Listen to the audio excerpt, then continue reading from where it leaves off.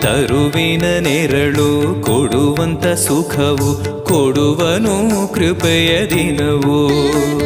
ಸ್ಥಿರ ಇರುವ ಮನ ಎನಗಿರಲಿ, ಶರಣಾಗತಿ ಎಂದು ಬರಲಿ.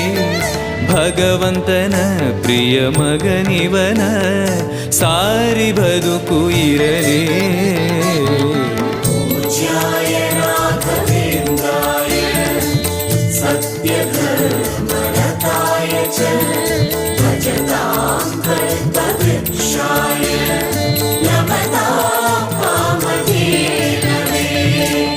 ಆಲಯವೆಂದರೆ ಮಂತ್ರಾಲಯವೇ, ಬೇರೆ ನಾ ಅರಿಯಲಾರೆ. ರಾಜನು ಎಂದರೆ ಶ್ರೀ ಗುರುರಾಜನೇ ಮತ್ತು ನಾ ತಿಳಿಯಲಾರೆ. ಆಲಯವೆಂದರೆ